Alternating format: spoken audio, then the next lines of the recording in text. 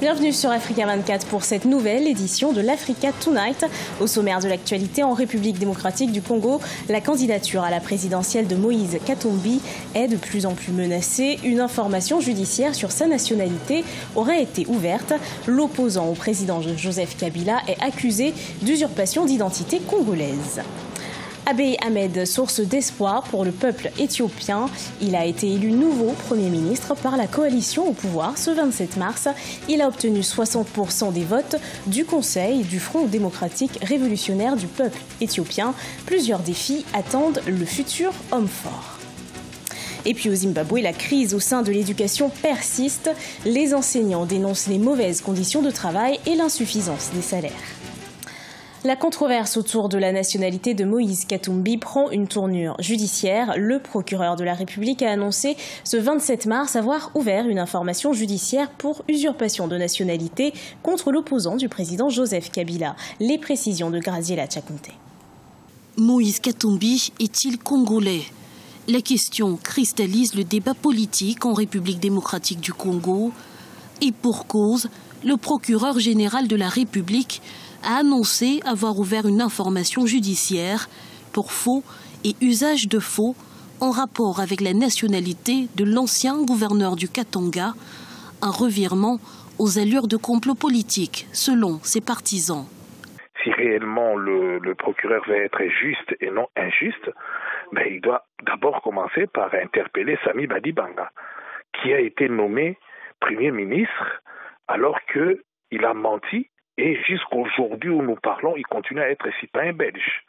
Donc à ce moment-là, le procureur doit être conséquent. Et doit aussi poursuivre, entre autres, lui-même le président de la République, parce qu'il a nommé des étrangers en connaissance des causes, puisque même l'actuel ministre de la Santé est belge, et il y en a plein. C'est un faux dossier d'ailleurs, eux-mêmes ils savent que c'est un faux dossier.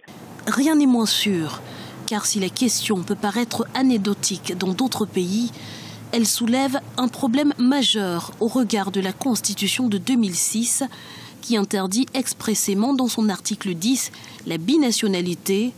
Pour la majorité, l'homme est de facto inéligible à la présidence de la République démocratique du Congo. Les candidats au sommet de l'État ne doivent donc faire l'objet d'aucun doute juridique sur leur nationalité. Il est dès lors évident qu'un candidat qui a eu une nationalité étrangère y a en toute hypothèse renoncé sans faire une demande formelle pour retrouver la nationalité congolaise ne peut être partant aux prochaines élections présidentielles. C'est donc une troisième épée de Damoclès qui menace désormais le candidat Katumbi après sa condamnation dans une affaire immobilière et les accusations d'atteinte à la sûreté de l'État. Si ce dernier reconnaît les faits qui lui sont reprochés, il devra entamer une procédure pour recouvrer sa nationalité d'origine. Une procédure à l'issue incertaine, alors que les échéances électorales approchent à grands pas. Hasard du calendrier ou acte prémédité, et dans les rues de Kinshasa, les spéculations vont bon train. En Éthiopie, la coalition au pouvoir a élu ce mardi 27 mars 2018 Abiy Ahmed comme nouveau Premier ministre après la démission de Haïlé Mariam Desalegn en février dernier. C'est la première fois que la coalition est dirigée par un représentant de la nation la plus nombreuse d'Éthiopie, un Oromo. Le point dans ce sujet de Corinne Kamdem. Abiy Ahmed, nouvel espoir éthiopien. Ce mercredi 28 mars, il a été élu Premier ministre. Le futur nouvel homme fort du pays a obtenu 108 des 180 voix du Conseil du Front démocratique révolutionnaire du peuple éthiopien, la coalition au pouvoir composée de 4 partis pour succéder à Haïlé Mariam Desalegn qui a démissionné le 15 février. Beaucoup de choses se sont passées et beaucoup de gens ont perdu la vie. Le nouveau Premier ministre doit communiquer et écouter les gens, savoir ce que les gens veulent. C'est la chose la plus importante. Il doit prêter attention à la voix du peuple. Issu des Oromo, la principale communauté éthiopienne, ce choix pourrait calmer la contestation antigouvernementale qui agite le pays et qui est portée par ce groupe ethnique qui représente 35% de la population éthiopienne. Les Oromo qui s'estiment discriminés politiquement, économiquement et socialement. Corruption généralisée, hausse vertigineuse du coût de la vie, le non-respect des libertés fondamentales, soit entre autres les catalyseurs de ces soulèvements qui paralysent l'économie du pays depuis 2015. Personnellement, je suis très heureux parce qu'il y a une bonne attitude et il peut comprendre les jeunes et sauver notre pays de la crise. En ce moment, les jeunes ont besoin de changement. Tout le monde a besoin de changement. Les analystes affirment que la nomination d'un Oromo en tant que premier magistrat du pays pourrait soulager les tensions qui agitent le pays depuis 2015. En effet, les Oromos n'ont jamais été au pouvoir dans l'histoire moderne de l'Éthiopie. Le nouveau Premier ministre Abiy Ahmed fait face au défi de mettre en œuvre les réformes démocratiques annoncées par le gouvernement. Il doit également apaiser les tensions qui ont éclaté au sein de la coalition au pouvoir. Agitation du climat politique au Sénégal avec les préparatifs de l'élection présidentielle du 24 février 2019. Le président de la République Macky Sall a décidé de faire parrainer les candidatures en vue de cette élection par au moins 1% des inscrits du fichier électoral. Une décision qui fait débat dans le pays. Ibrahima Djoumaba.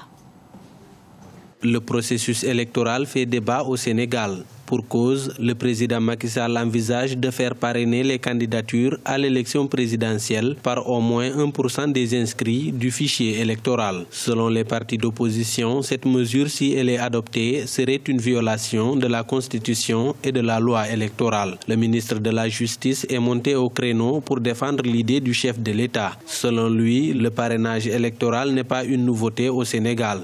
En réalité, il n'y a pas de grandes nouveautés avec ce projet de révision. Le principe du parrainage citoyen de candidature est introduit depuis 1991 dans la Constitution pour la présidentielle et dans le Code électoral pour les législatives et depuis 2017 pour les locales. Il est jusque-là exigé aux candidatures indépendantes et non aux candidats investis par les partis. Une candidature incapable de recueillir 1% de parrainage du fichier électoral n'est pas pertinente. Les partis de l'opposition ont rejeté cette réforme électorale. Selon eux, le président Macky Sall s'inscrit dans une démarche consistant à éliminer des adversaires politiques. Alors que le projet de loi portant modification du code électoral a été déposé à l'Assemblée nationale, l'initiative pour des élections démocratiques a annoncé un grand rassemblement devant le Parlement le jour du vote pour empêcher son adoption.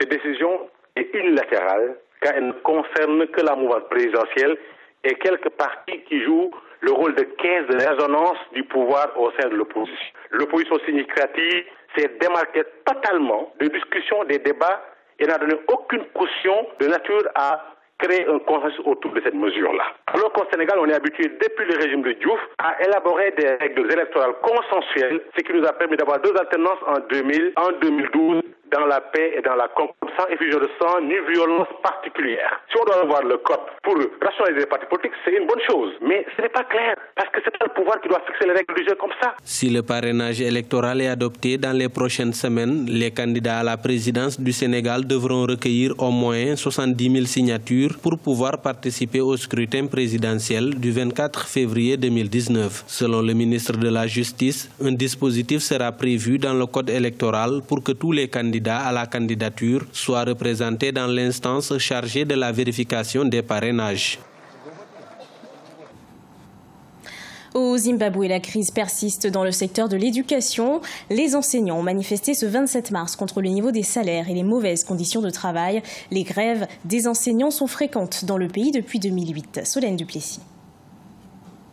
La crise du secteur de l'éducation persiste au Zimbabwe. Les enseignants des établissements publics et les syndicats ont manifesté ce mardi 27 mars. Ils dénoncent les mauvaises conditions de travail et des salaires qui seraient insuffisants pour subvenir à leurs besoins. Depuis 2008, les grèves fréquentes des enseignants menacent le fonctionnement des écoles du pays, affectant ainsi le niveau de l'éducation au Zimbabwe. Dans les années 90, les conditions de travail étaient tout simplement bonnes. Vous pouviez acheter une armoire, un lit, des meubles avec un salaire d'un seul mois. Vous pouviez acheter tout ce dont vous aviez besoin. Tout cela s'est détérioré. Cela fait 10 ans que je n'ai pas pris de congé et on s'attend à ce que je fasse quelque chose d'exceptionnel. Ce n'est pas possible. Depuis, nous avons demandé au gouvernement des jours de congé, une augmentation des salaires et de meilleures conditions de travail. Les enseignants, qui constituent la majeure partie des fonctionnaires du Zimbabwe, avaient été confrontés au non-paiement de leur salaire en juin 2016. Une situation qui avait entraîné de vives tensions sociales dans le pays, qui traverse depuis le début des années 2000 une profonde crise économique. Le président Emerson Mnangagwa, qui a succédé à Robert Mugabe en novembre 2017, avait annoncé des réformes économiques afin d'attirer les investissements étrangers et ainsi relancer l'économie du pays. Nous venons tout simplement dire au gouvernement actuel, s'il vous plaît, monsieur Mnangagwa, écoutez-nous, nous avons nos problèmes, nous sommes des travailleurs patriotiques du Zimbabwe. Mais malgré ça, s'ils ne respectent pas ce que nous revendiquons, c'est évident que nous ferons ce qu'ils redoutent. Je vois déjà beaucoup d'employés faire grève. Lors de la grève des enseignants en 2009, l'UNICEF avait évoqué un désastre national. Seuls 20% des élèves avaient pu effectuer leur rentrée scolaire en janvier 2009 et la plupart des écoles étaient restées fermées dans les zones rurales du Zimbabwe, autrefois modèle de réussite dans le domaine scolaire. Ce journal a été préparé par l'ensemble de la rédaction. Merci de l'avoir suivi. Retrouvez dans un instant une nouvelle édition de l'actualité sur Africa 24.